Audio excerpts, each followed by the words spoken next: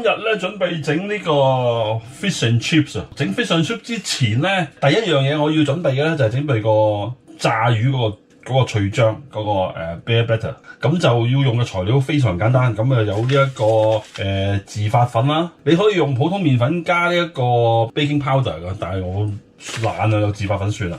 咁就另外又係鹽啦、黑椒啦咁嘅啫。咁啊落幾多咧就我就睇情況㗎咋。落去之後再睇下搞出嚟係咩樣，咁就跟住就睇下個濃結嘅程度，咁就決定㗎啦。咁另外咧就要用咁啊落啲鹽啦，落啲黑椒啦，搏一隻雞蛋落去。咁啊落啤酒，咁如果你唔中意啤酒嘅，你可以落蘇打水啦。咁但係啤酒唔好一次落晒落去啊，如果唔係會起成嚿嘅。咁啊落啲攪下先。咁但係 bear batter 啊嘛，冇理由唔落啤酒啫。咁咧搞到佢咧，大約係啊啱啱拎出嚟咧，就即係好似個糊仔咁，就差唔多噶啦。好似而家呢個咁樣，差唔多噶啦。預計啊，即係你擺嚿魚落去咧，佢會係慢慢沉落去嘅咁啊。如果擺落去係唔識沉嘅就太結啦，但係會識沉落咧就 O K。咁你睇落樣就差不多。咁啊，令到啲顏色好嘅關係咧，就加少少，唔好太多喎，咪燶啊蜜糖。咁炸出嚟啲顏色就會更加正。咁啊，搞掂咗個 bear batter 之後咧，個秘密武器就將佢雪一雪佢先。至於魚方面啦，咁啊好特別啦，因為做 fish and chips 咧，通常都係買啲臘魚啊、codfish 啊嗰類魚啦，咁啲外國人煮就通常大嚿肉嗰啲魚啦。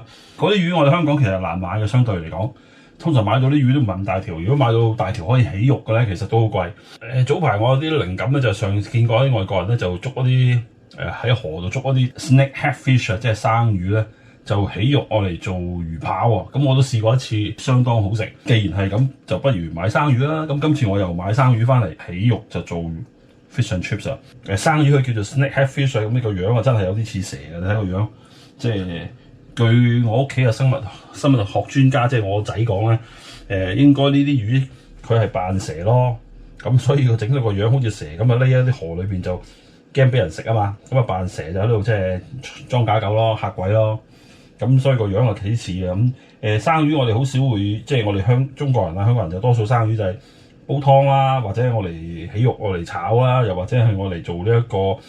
打邊爐啦，切片打邊爐都好正咁，但係我上次做過一次魚扒，我覺得相當好味，咁所以今次我就起肉做 fish and chips 啦。咁啊，叫街市幫我拆咗兩條肉出嚟啦，咁就翻嚟我自己就要剝皮。咁我叫佢唔好打鱗，因為打咗鱗咧，你好難搣皮嘅，咁啲鱗成塊鱗喺晒度啊。咁咧啲皮咧，即係都幾似蛇嘅，真係個樣都望落。咁要起皮咧，首先就要做一個動作咧，就係喺個尾嗰度。嘥少少啦，戒一戒，咁啊做咗個噏位俾自己嘅手。咁啊最好有呢啲起肉刀啦，有呢啲起肉刀就易搞啲，如果唔係就煩少少，但係都唔難搞嘅。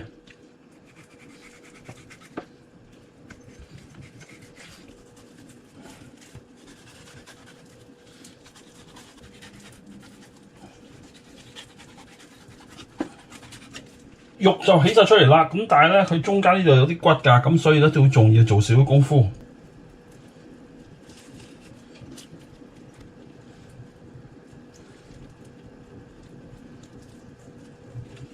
嗱呢一條成條就冇骨啦，咁啲骨就喺晒中間呢個位嘅，成個呢個中間位啲骨喺晒呢度啦，咁呢條成條骨就唔要。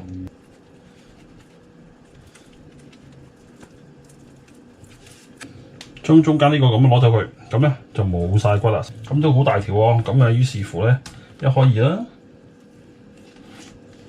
Fish and chips 當然係需要薯仔啦，咁啊批皮啦，3個人食切住2個先啦，都可能夠噶啦。咁啊切條狀啦，係咯。咁啊差唔多啦，3個人食。烚咗啲薯仔佢先。落少少鹽落去，咁啊夠咗4分鐘啦，熄火。咁將啲薯仔擎翻乾水佢，咁啊準備炸啲魚啦，咁啊炸之前咧就撒少少鹽喺面啦，咁啊跟住就落啲黑胡椒，就跟住將啲魚咧就擺落呢啲 bear batter 嗰啲醬裏邊啦。煮一鑊油啦，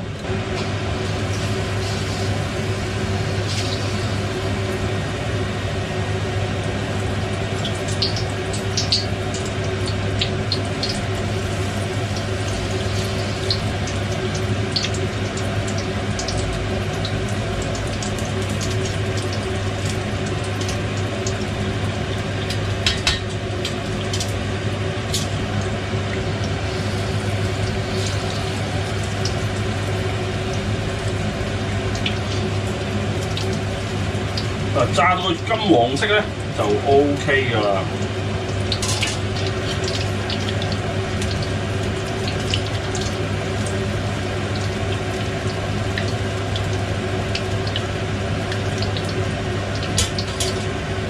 咁啲魚炸完之後，跟手就炸埋啲薯條啦。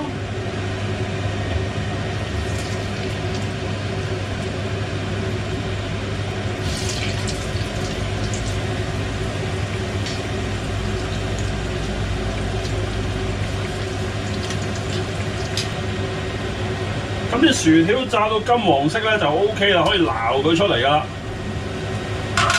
咁啊揾啲吸油紙吸一吸佢啦，因為相當之多油啊。啲薯條停咗啲油之後咧，咁啊可以聽到啲聲都嗦嗦脆啦。咁跟住咧就喺上邊撒啲鹽。撒啲黑胡椒，咁如果係有新鮮嘅 herbs 就落新鮮啦，冇嘅就落乾㗎啦。咁我就落啲 parsley 番西，然後咧就搞掂。每位一件檸檬 tartar sauce， 咁啲 tartar sauce 想知點整咧，就睇翻我另外一個 video 啦。咁就不喺隔離啦。